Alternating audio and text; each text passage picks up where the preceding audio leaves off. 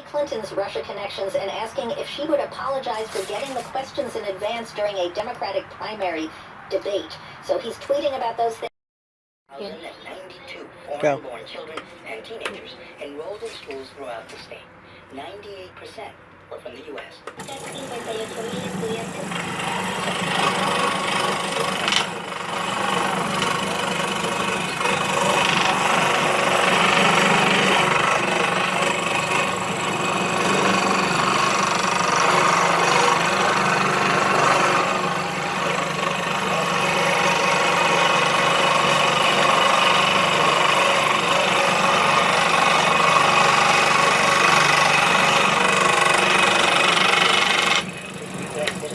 Born in Los Angeles.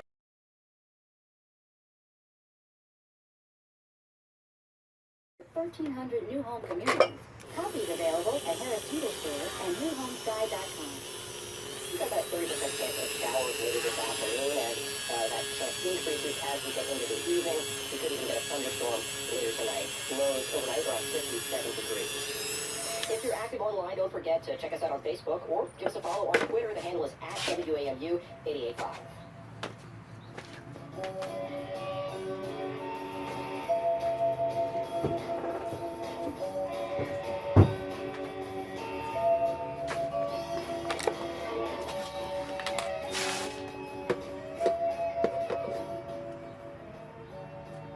Support for NPR comes from NPR member stations. And from Angie's List, for more than 20 years helping consumers select local service providers, dedicated to promoting fairness and transparency about local pricing and quality, at angieslist.com. Angie's List, home is where our heart is. And from TIAA, whether it's investing, advice, banking, or retirement, TIAA believes smart financial decisions should enable life, not define it. TIAA calls this the new success story. Learn more at TIAA.org. This is All Things Considered from NPR News. I'm Robert Siegel. And I'm Tony McGuffey. A bomb exploded today on the subway in the Russian city of St. Petersburg. It killed at least 10 people and injured many more. Russia's Prime Minister Dmitry Medvedev is calling it a terrorist attack. And earlier today we talked to Andrew Ross of the Washington Post on the phone in St. Petersburg. He told us what happened. So around 2:30 in the afternoon, a blast was being metro in St. Petersburg, that's Russia's second largest city. This was right in the center of the city underground. A lot of photos and videos came out really quickly. People apparently had to take their way out of the train once the blast happened. There were people injured inside of the station. And what caused it? What did it happen? This was some time that the Russian government has pretty definitively said that yes, it was an explosive device. It was placed on the train, but it doesn't.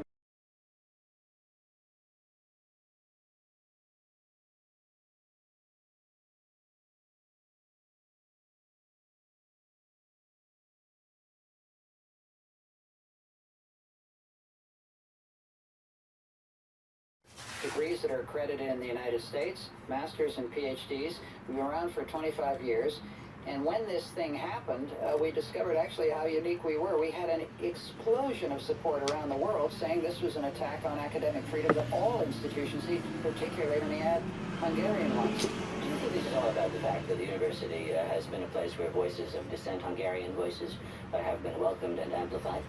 Well, some people see it as an attack on a liberal institution, but I keep seeing it's just an attack on a free institution. I'm the president of the university, and like all university presidents, I don't know how people vote. Some people vote for the government, some people oppose the government, but basically we do all those kind of things that universities do, like medieval history and, cognitive science. We're an actual university. We're not a hotbed of anti-Orban agitation. We never will be, because I think that would compromise what a university is for. We're actually a serious graduate institution, and if they would leave us alone, we'll leave them alone. If, in fact, the law that they're talking about is enacted, first, would the Central European University have any way of opening up something in New York City that would qualify as an American campus and therefore qualify under the law? Well, we are accredited by the state of New York. We would be willing to operate campuses in lots of places, but we're not going to be told where to operate campuses by a government. Look, the legislation they propose is going to pass tomorrow, as it happens, and we're going to keep fighting because we don't see why a free institution can't survive in Hungary. It's been here for 25 years, and we want to continue. George Soros has famously underwritten any number of programs to try to support and maintain democratic institutions in what was formerly Soviet-controlled Eastern Europe, or formerly the Soviet Union. Is there a hint here that the counter-Soros movement, and the counter-democratic movement, frankly, is now ascendant in some parts of Eastern and Central Europe. I think there's no question there's a counter movement. You see it anywhere you look. Montenegro, Macedonia, how about Turkey? How about Russia? For us, though, the issue isn't actually Mr. Soros, much as I admire him. I'm accountable to trustees. I'm accountable to the Senate of the university. My job is to defend the academic freedom of this institution. I remember back in the days when the Cold War was still being fought, a group of Czech dissidents could hold an informal seminar on the meaning of meaning, and the secret police would rush in and arrest people for discussing that. Just to give us some sense of proportion here. You're not facing that sort of thing in Hungary, are you? I mean, are you finding academics being menaced for engaging in research or discussion? No, this is not the 70s and 80s where you could go to jail. Hungary is not a secret police society. I mean, they probably listen in to people's phone calls, but hell, there are a lot of places where that's going on. We had a wonderful demonstration last night in Budapest where there were 10,000 people flowed past our university. We had nothing to do with the demonstration, by the way, but... And they're not frightened out of doing it. But they're not frightened, they're not intimidated, and I think that's important. Let's keep proportion here. We have our differences with this regime. We're implacably opposed to what they're doing, but this is not a police state. That's my connection.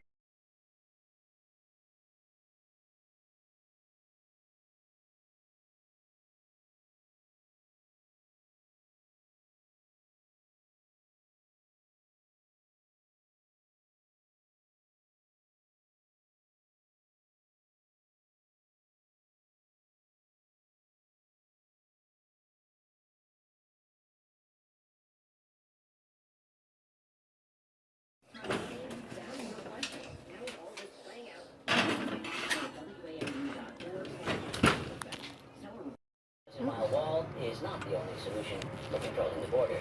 Look, we have to be honest. Any kind of wall that you build is going to be breached. Aguilar testifies tomorrow before the Senate Homeland Security Committee. More on Morning Edition.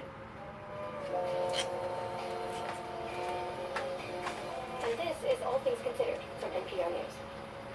And this is WAMU. I'm Jonathan Wilson. It's 4:48. We've got more All Things Considered coming up next hour. Senate Democrat Mazie Hirono wants to hold up the confirmation of Supreme Court nominee Neil Gorsuch. This is the Senate, not the House. It's not just majority rule. Things should take longer. Things should require more consensus. Using the filibuster, however, will likely trigger a historic rules change in the Senate. More on that coming up in about 20 minutes here on WAMU. I'm Joshua Johnson. Next time on 1A, tax reform. We're told President Trump is driving the train and Paul Ryan is on board. We want this to be the last tax season Americans have to put up with this broken tax code. Can this big ticket item put the administration back on track? The future of our tax dollars next time on 1A. Tomorrow from 10 to noon on WAMU 88.5. Streaming at the1a.org. Support for WAMU comes from Virginia Hospital Center. Information on how to find a physician is available at virginiahospitalcenter.com/doctors. Virginia Hospital Center, Mayo Clinic, and your family better together. Silver, a new American brasserie in Bethesda, featuring menu items like the ahi tuna poke salad, truffle bison meatloaf, and the pickle brine chicken sandwich. Learn more at eatatsilver.com. Right now, 66 degrees here in Van Ness, 61 in Annapolis, and 69 degrees in Stafford.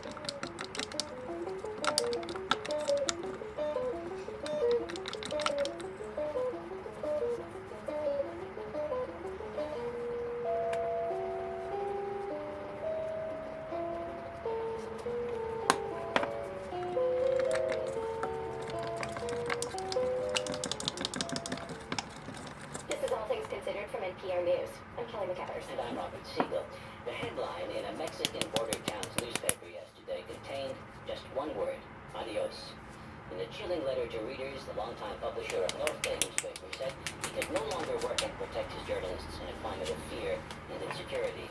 As NPR's Carrie Kahn reports, 3 journalists have been killed in the past month, including one of Norte's senior correspondents. For the past 27 years, Oscar Cantu has put out a daily paper in Ciudad Juarez, just across the border from El Paso, Texas. Yesterday was his last. Until those things to talk about the impunity that we've lived, the criminals that have been killed, and the criminals have not been brought to justice. Cantu says it's just too risky for his staff. Last month, the state capitol correspondent Miroslava Breach was gunned down by 2 assailants. She was backing out of her garage, taking one of her sons to school, when she was shot 8 times. The way it was so violent, she was a very professional journalist. Very brave, very valiant, uncorruptible. Justin says he's filled with grief and can't allow anyone else to suffer like Breach did, or as her family is now. In his open letter to readers, Cantu wrote that it has become clear that the deaths of so many journalists, he can no longer promote a free press that informs with objectivity, honesty, and transparency. March was a particularly deadly month for reporters in Mexico. Along with Breach, 2 others were killed. One shot dead leaving a restaurant with his family in Veracruz. Another shot in front of a car wash in Guerrero. All of these states are seeing an increase in drug trafficking-related violence. Carlos Lauria is with the New York-based Committee to Protect Journalists. This is widespread. This is happening in one single place.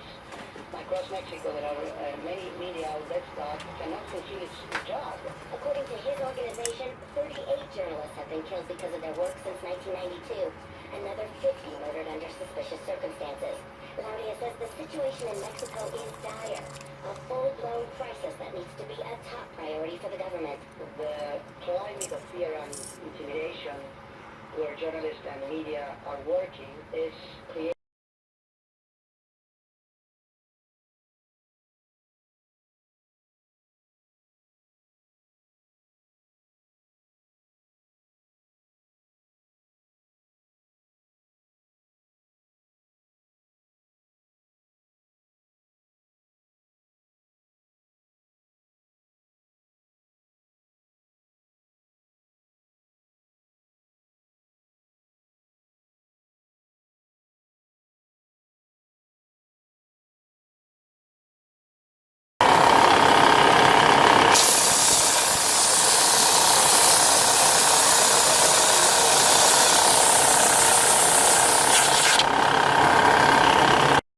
They only display the colours of twin cities that have suffered attacks, most recently in London and other capitals. Exceptions have been made for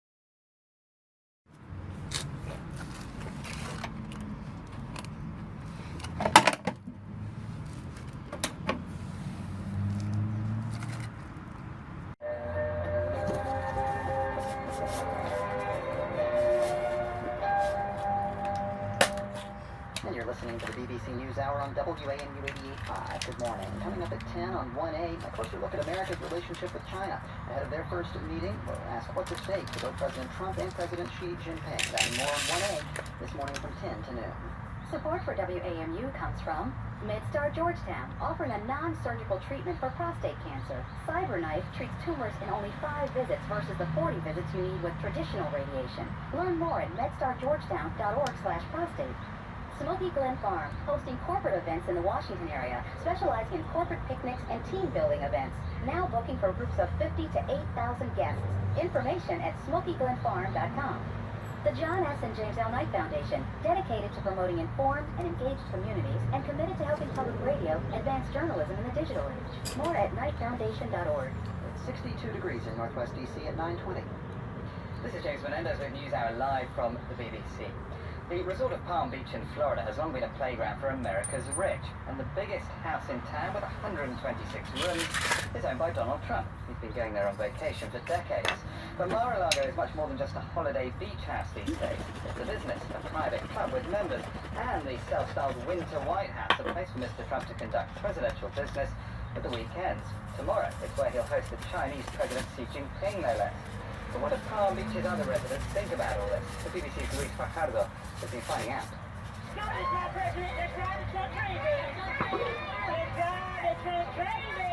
It's a hot Florida afternoon, just outside Trump's house, Mar-a-Lago, where about 100 of his followers have come to express their support for the new president.